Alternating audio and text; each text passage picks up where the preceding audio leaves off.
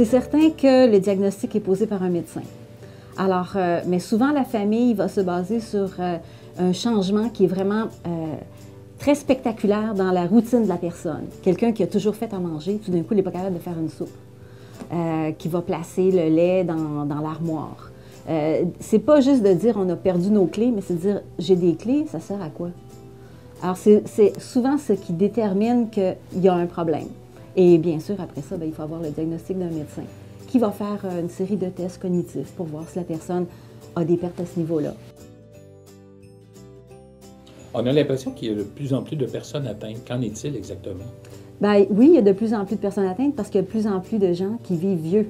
Alors, le risque augmente avec le vieillissement. Mais ce n'est pas le vieillissement normal, la maladie d'Alzheimer, c'est quand même une maladie. Mais vu qu'il y a beaucoup de gens qui vieillissent et qui vivent longtemps, bien, c'est certain qu'il y a de plus en plus d'incidences de maladie d'Alzheimer. Alors, il y a de plus en plus de personnes jeunes, oui et non. Il y en avait probablement déjà dans le passé, mais une personne jeune, c'est pas la première. Bon, ça ne viendra pas tout de suite à l'idée du médecin de penser que c'est de l'Alzheimer. Ils vont penser que c'est une dépression nerveuse, que c'est un autre problème de santé.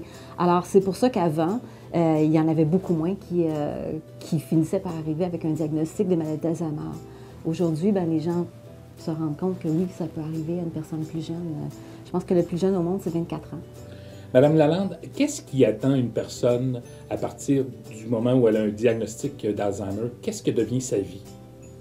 Bien, ça dépend probablement de son entourage et de sa personnalité. Il y a des gens qui demeurent très sereins là-dedans et d'autres qui sont probablement qui ont une personnalité plus nerveuse, qui vont trouver ça absolument impossible et qui vont avoir beaucoup de difficultés à gérer leurs émotions. Mais ça dépend de la personne. C'est propre à chacun et la maladie évolue différemment chez chaque personne aussi.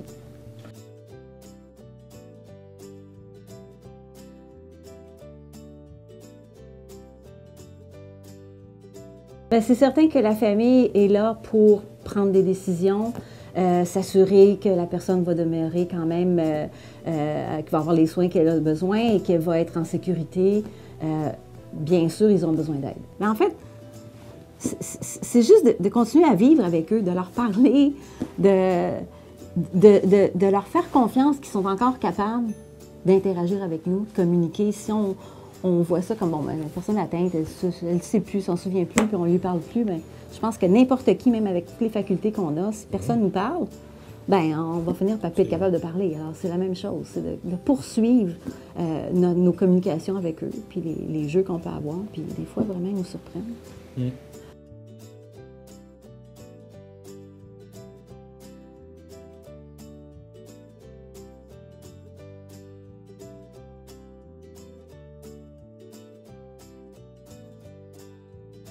En fait, on a 7 formules de répit différentes.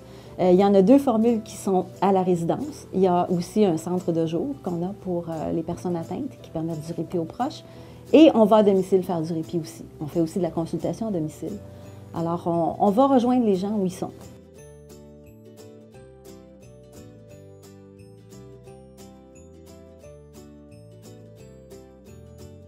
Premièrement, pour conserver l'autonomie de la personne, il faut qu'on continue de leur faire confiance qu'ils sont capables de faire des choses. Alors, on leur offre des activités qui sont adaptées à leur goût, à leurs besoins, et qui les permettent de conserver ce qu'ils ont encore comme faculté. Alors, on va faire, ça peut être n'importe quoi, ça peut être faire son lit le matin. Si la personne est encore capable, pourquoi lui retirer ce plaisir-là? Même s'il y en a qui disent « Ah, maintenant que je suis à l'hôtel, j'aimerais mieux plus faire le lit. » Mais par contre, qu'est-ce que c'est la vie d'une personne âgée? C'est de faire son quotidien. Alors, sa petite routine, faire son lit, préparer son déjeuner. Alors, c'est ce qu'on essaie de maintenir chez les gens, leur autonomie avec ce qu'ils sont capables de faire. Et les encourager à être social, à parler aux autres, à tenir leur cerveau occupé, parce que ça aussi, ça aide beaucoup la qualité de vie.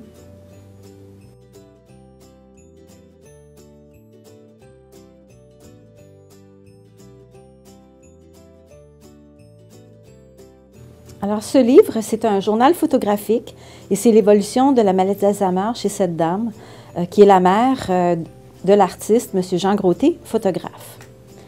Alors, question de partager ce que cet homme a vécu avec sa mère, à cause de l'évolution de la maladie, les différents problèmes que ça va apporter. Et est-ce que ça a servi de financement? Oui, le petit livre, en fait, c'était un don là, de M. Groté qui l'a fait éditer. Et nous, ben, à ce moment-là, on peut le vendre et puis faire un petit peu de levée de fonds avec ça. Quel est le support que vous obtenez du milieu Lavallois? En fait, on a à peu près 58 de notre budget qui vient de subventions. Alors ça, c'est le réseau public. Et le reste, ben, c'est la contribution des usagers et des dons. Alors, ce qu'on a des Lavallois, c'est de l'aide quand on fait des activités de levée de fonds, la marche de la mémoire, entre autres, qui a lieu toujours le dernier dimanche de mai, où on demande aux gens de descendre dans la rue et de venir marcher avec nous. Un, pour sensibiliser les gens à la maladie d'Alzheimer, parce qu'il y a encore beaucoup de tabous. Il y en a beaucoup moins qu'avant, mais c'est encore une maladie taboue. Et aussi, bien sûr, pour lever des fonds. Alors, il est important que le milieu prenne en charge les activités d'organismes comme le vôtre. Oui. De passer le mot qu'on existe, parce qu'il y a des gens qui ne savent pas qu'il y a des ressources pour les aider et qui essaient de véhiculer à travers le parcours en accompagnant une personne atteinte, et c'est vraiment difficile. Beaucoup de gens sont en épuisement. On dit que près de 50 sont en dépression nerveuse quand ils accompagnent une personne atteinte. Alors, c'est certain que de passer le mot qu'on existe, ça aide. Et puis, bien sûr, de nous aider dans les levées de fonds, c'est majeur. C'est important. Du bénévolat aussi. Il y a beaucoup de gens qui sont bénévoles chez nous.